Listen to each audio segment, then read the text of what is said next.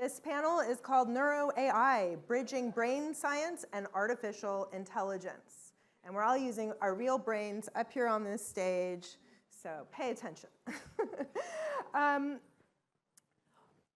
First, we have Dan Yamins. He's a computer scientist and computational neuroscientist here at Stanford.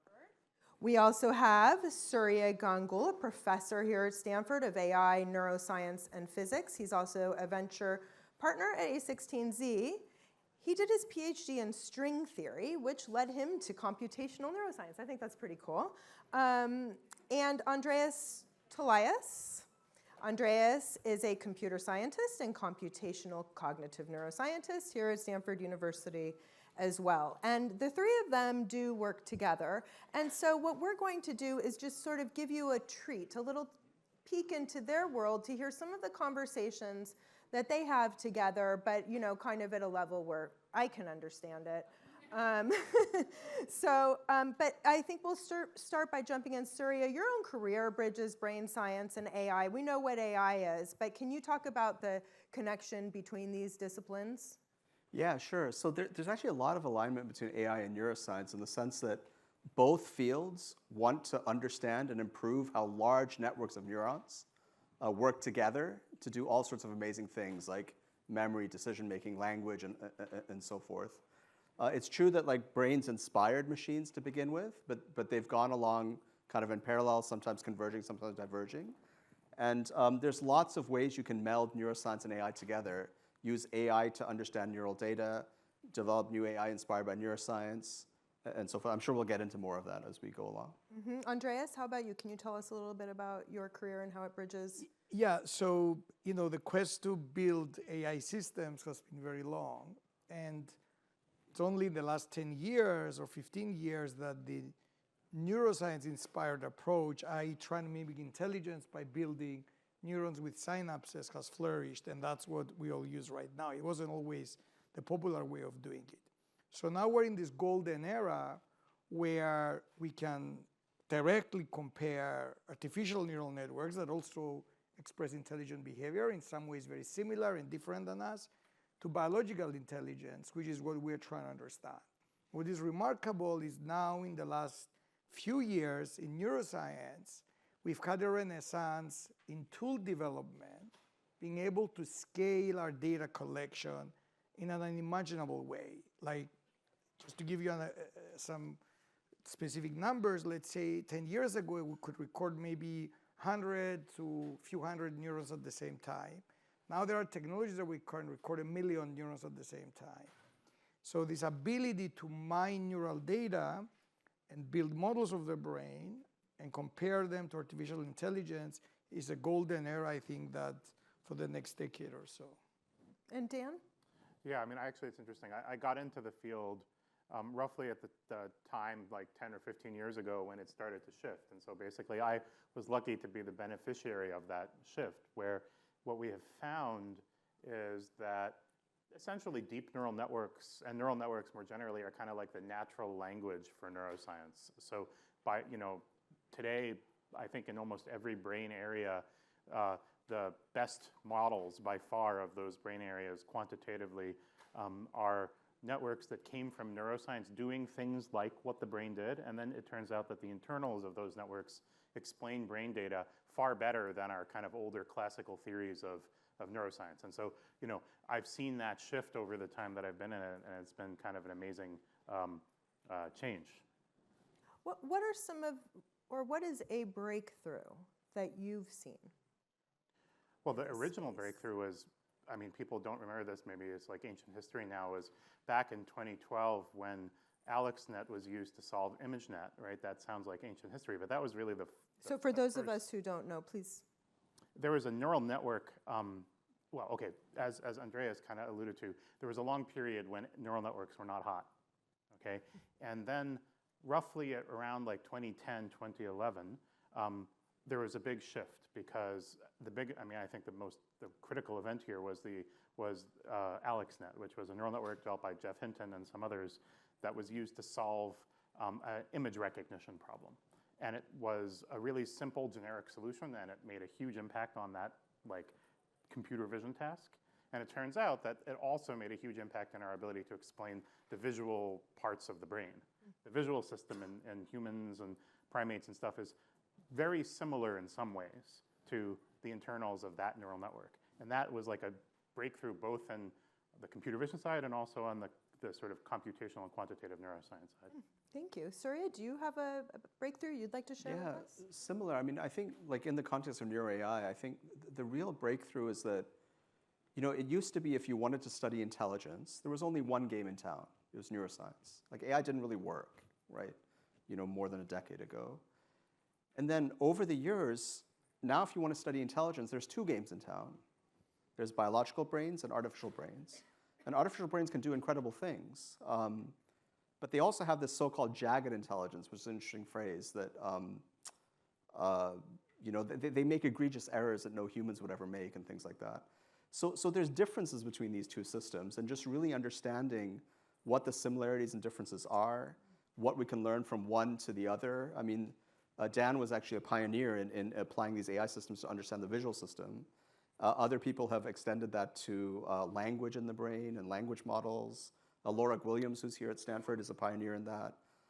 We came up with a digital twin of the retina that could reproduce like 2 decades worth of experiments on the retina. So we basically have a really, really good model of the retina now. So I think, there's been a ton of breakthroughs of that flavor. Andreas, would you like to share one? Yeah, I think one of the biggest breakthroughs, in my opinion, which is complementary to what Dan and Surya said, is the ability to use AI now to model the brain. Because if you think about it, what AI is, it's a data-hungry statistical thing that finds relationships between data, whether it's text or video or any other kinds of data. So one of the things that I think is very exciting is the ability to use AI to model and make predictive models about brain data and build these digital twins that Surya has been talking about. And that has enabled us to start controlling the brain. Because if you have a digital twin of the brain, you can think of it as the ability to explore its space and how to manipulate it and control it increases dramatically. And we and others have developed methods that you can, for example, control the activity in the brain. Of course, this has also a lot of implications in medicine because as we build, let's say, digital twins of human cognition, you can start now manipulating, for example, things like depression or epilepsy or even trying to augment memory, enhance memory in people with Alzheimer's and stuff like that. Andreas, you said control the brain. You're meaning you can control a human brain that is not your not own? Human, not to that extent, but A model. if you think of, we give you an example, like if you think, for example, of deep brain stimulation, where you insert an electrode in the brain of a Parkinsonian patient, you're controlling the brain, the tremor in the brain. So this could have implications for people who have had strokes or Parkinson's. Yeah, exactly. So for Can example, you talk a little bit about how, just sort of explain how this could work? yeah, so for instance, I'll give you like a very simple example. Let's say someone has epileptic activity and is intractable, and no medicine works. If you understand how you could interface a stimulation device on the brain, and you have a digital twin of that system, then you can explore in silico the ability to control that epileptic activity. And if you can optimize this, then you can apply it to a human and get, an optimized, like personalized medicine. Yeah. So you can think of this, for example, in case of depression is another area of very active research where we know that certain brain structures, if you start manipulating them, it can alleviate depression. But how do you optimize these on an individual basis is very difficult. By using AI now and building these digital twins of the brain, it opens up a lot of possibilities to do in silico exploration, optimize and combine it with neurotechnology and brain-machine interfaces, and then being able to do very targeted and precise control of the brain, like augmenting. Dan, is this better than therapy? Well, right now it's definitely not as good as therapy, right? I mean, therapy is very sophisticated brain control, right? It's language and talking and all of the things that cognition bring with it. So that's very sophisticated, in many ways very powerful. But I think what I should say my parents are psychiatrists, so I was. You had to say that. Hi, Mom. I guess what I would say is also that the advantage of the neural network-based, optimized therapies is that it could potentially be a lot cheaper. And more accessible? Maybe in the long run, yeah. Can you talk about how? How it could be. Like, how is it cheaper and more accessible to be doing? Are you saying that there could be a device that's invented to help people? Are you saying? I think that's what Andreas is saying. Yeah. I think I essentially agree with that. I mean, look, talk therapy is very expensive because you've got to have another human in there, right? Drugs, so psychiatric drugs, are very cheap in comparison, right? But they're extremely blunt tools, right? Ideally, you could have something a little bit in between, something that's more sophisticated, that's reacting to the state of the brain, that is looking at what the processing that is being happening is delivering much more targeted treatment, but isn't like having to have somebody follow you around and help you with your life as a human all the time. So that's very interesting. Surya, do you have some thoughts on this application in medicine? Yeah, I mean, I think there's a lot of basic science that needs to be done first. I can give you sort of 3 examples just from our work. We were able to create these so-called remote control mice where we could, in collaboration with Carl Dijsselrath, where we could figure out the language of the visual cortex. So we'd figure out the code from, photons coming into the eye and what the visual cortex, how it would encode them. Then we could learn that code and we could stimulate like any set of neurons we wanted to make the mouse behave as if it saw something. So then we could write in neural activity patterns into the mouse's brain and basically make it hallucinate something. Wow. And we could do it with only 20 neurons. Stimulating just 20 neurons was enough. And we even came up with a theory for why 20 is enough. It's because your brain has spontaneous activity. So like if you just stimulated 10, which we also did, it didn't work. 10 is within the noise floor, but 20 is just above the noise floor. So this tells you that your brain is as sensitive as can possibly be to external stimulation, at least the mouse brain is, right? Another example, like putting more color in the epilepsy, we were, again, recording from mice. This is with John Huguenard at Stanford. We were recording like 12 different electrodes from mice while they're undergoing epileptic seizures. It's an epileptic a mouse model. And so we could model the transition from non-epileptic to epileptic using a big AI model, but it was an explainable AI model. We could understand how it worked. And we could understand the origin of the seizure. It's when certain electrodes become in phase, they're oscillating, right? So when they oscillate in phase, the amplitude grows. We figured that out because we understood the AI model.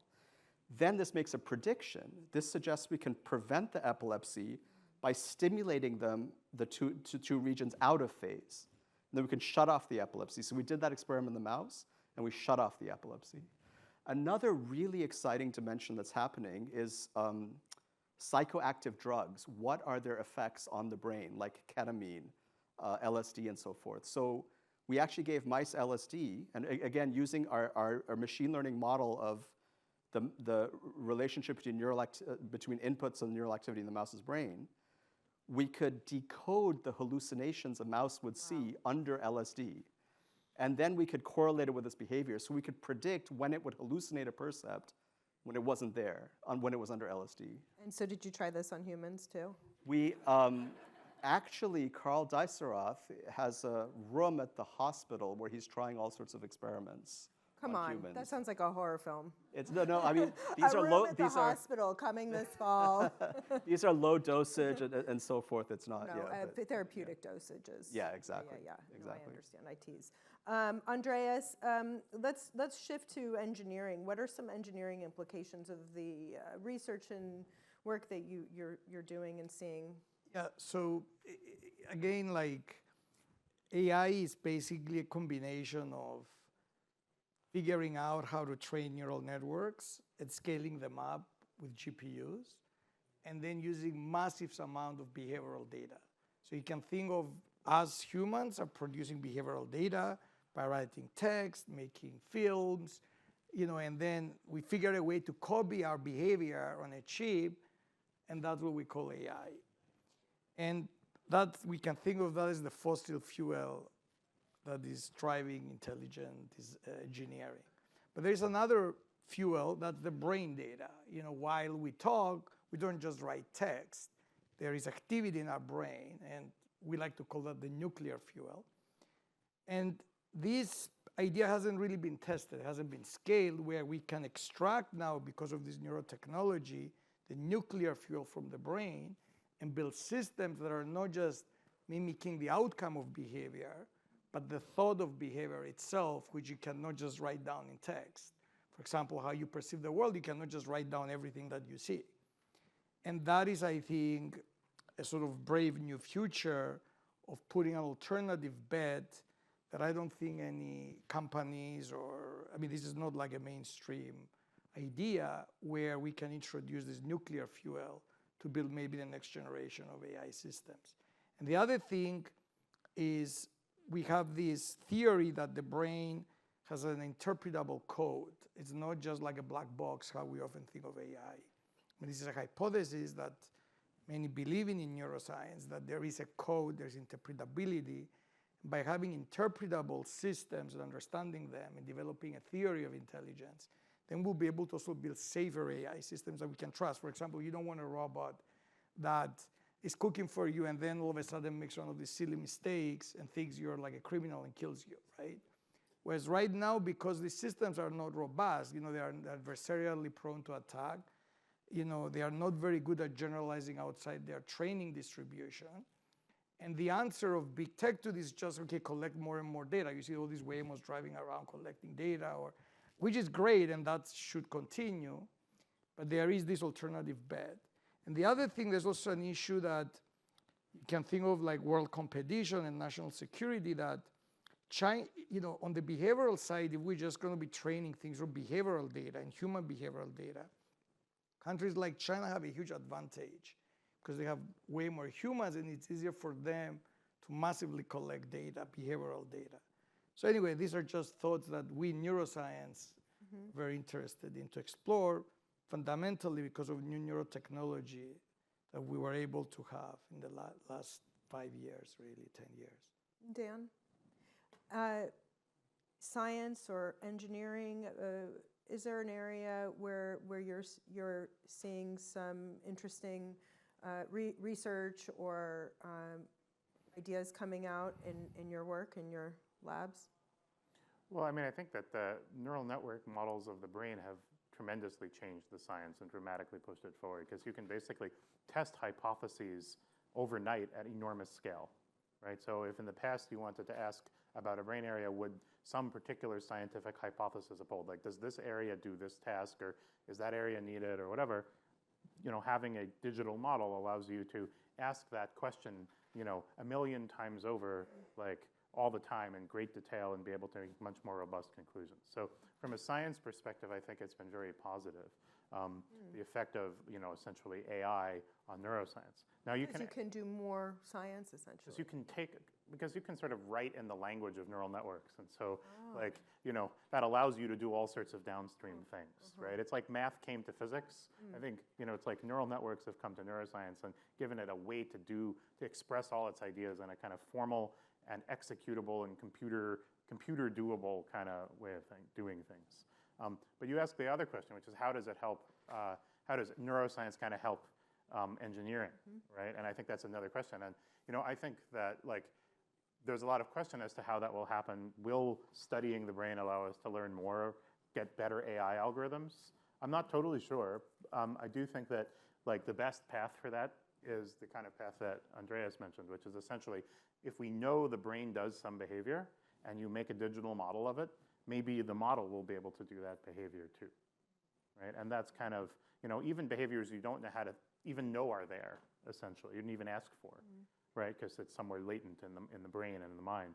And I think that there's a decent chance that could happen. Although I think that in the last 10 or 15 years, it's more been like AI tools helping us in neuroscience. I think, before that, neuroscience was the only game in town, and it was really pushing things like AI. Whether the favor will get returned again soon is an interesting and open question. So yeah. is there's collaboration happening between, here on your campus, for example, between your, computer science and neuroscience, engineering, physics? Well, I'm in computer science and in neuroscience, so I definitely, we do all of those things. I think, but I would say more generally, like people in, say, the vision sciences area, right?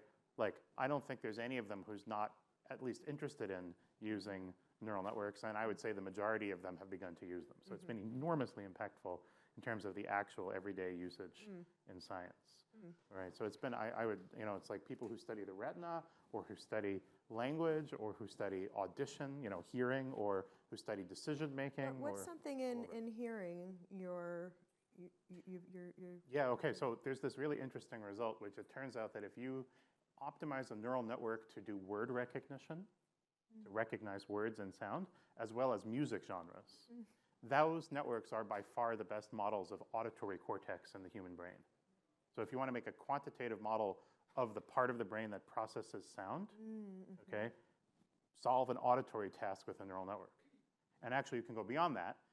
If you want to make a quantitative model of the part of the human brain that deals with language, take a large language model. Okay, so if you those models, both in auditory hearing and in language comprehension, are by far our best models of the brain areas that think about those things. That's fascinating. I would love to hear more about that, but we're about out of time, and I wanted to leave a couple minutes for questions. We have a minute or two? You've got 2 minutes to continue. Oh, we have 2 minutes to continue? Well, we can throw it to the floor. We can give everybody a question. Right. I see we have some. Okay, no, before we do the questions, I just saw the audience come to complete life when the mention of LSD came up. That's the after party, you guys. So, anyway, before we ask the question, I'm really interested to know your opinions about Neuralink, Elon Musk's Neuralink, and how that fits into the equation in this whole race. Yeah, I mean, Neuralink is, it's a company that is focused on, building a brain-machine interface, mostly for diseases.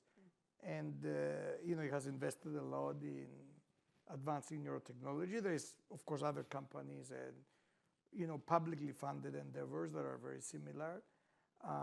And I think that this approach that we're talking about by building digital twins of brain systems will enable to optimize some of the Neuralink and other devices. So I think the idea that we're all going to get an invasive implant in the next 10 years, and I think that's very, very unlikely because of the invasiveness. To that. How many of you are scared to hand more information to Elon Musk? Right. Okay.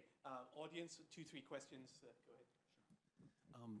Question for Andreas. You mentioned that there's a group of people, maybe yourself included, who believes there's an inherent interpretability yet to be discovered in, let's say, higher level thinking in the frontal cortex. Curious why we might believe that. What evidence, if any, do we have for it? And related to Dan and digital twins, is there anything beyond sensory cortex that has been mapped to that level of granularity?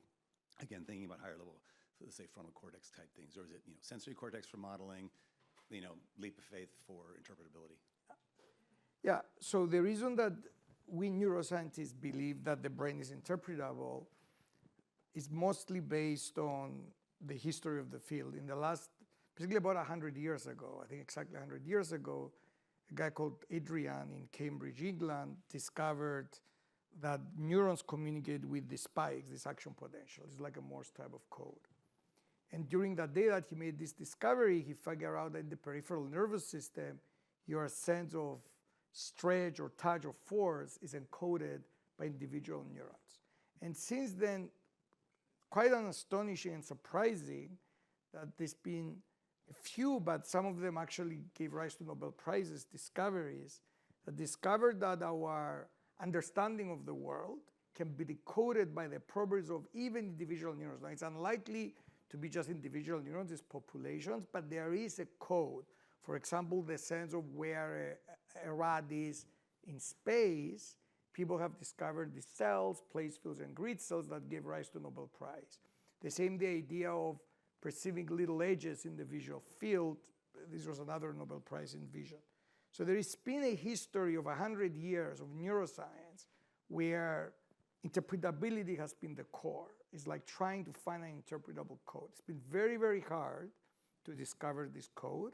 But I think that now with two things, neurotechnology being on steroids, and basically the ability to use AI to help us crack the neural code, we're hoping that we will understand this. There's a more like sort of theoretical or philosophical argument that the brain is very good at generalization, and some of the ideas is that the reason that it's very good at generalization is because it has modularity, compositionality, things that come from psychology that indicate that there has to be some structure in the way the activity is organized. It's not just like this massively parallel distributed sort of system that is more the classical view of AI now. Great. Any question from that side? Any more? Oh, sure. Hi, so I was thinking about, this is fascinating, this panel, and allostasis, like energy conservation, and also emotion and the brain, because I think, some of this, I don't know if you would all say that the brain is a machine, or if there's something else happening that computation and AI can't exactly replicate, and is there any danger in these experiments of replication being too limited and not encompassing emotion and maybe even soul? I can actually say something with that. I mean, look up Joseph Parvisi here at Stanford. There's actually, we know a lot of stuff about emotion in the brain, actually. There are regions in your hypothalamus where if you stimulate it, you can become aggressive or sad or so forth. And so there was an epilepsy patient where the electrode happened to be in the patient's hypothalamus, so they would stimulate it, then it'd ask her what she felt. And she felt like, one time when they stimulated, she felt a happy sensation that grew from her inside of her chest outwards to the body, right? So emotion is part of our machine, and it's there to regulate our responses to threatening or stimuli or stimuli we'd like to approach or something like that. So I think it plays a very important role. And then you mentioned energy. A fun fact is that the brain only spends 20 watts of energy. For reference, a light bulb, our old incandescent light bulbs were 100 watts. So we're all literally dimmer than light bulbs. Contrast that with gigawatt data centers that people are building. Like, evolution just went through a much more energy efficient route, right? Same with data hungriness. We're about 6 orders of magnitude less data than our LLMs ingest.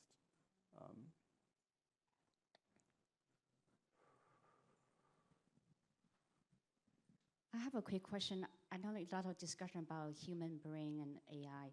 Can you comment on any breakthrough or progress in applying either artificial intelligence or other cognitive technologies to understand animals, for example, either their language or cognitive function, so we can be part of a whole nature, right? Understand our other species.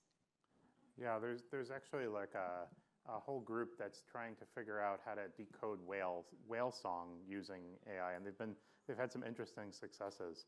I'm actually part of a project right now where people think that very intelligent parrots actually have some aspects of language, and using machine learning tools kind of the same type to understand what the birds are saying to each other. They look like they're talking if you watch them, but what are they saying? So yeah, I think that there is some of that, but I wouldn't want to overclaim that like somehow AI is going to magically allow us to talk with animals or something like that. Yeah.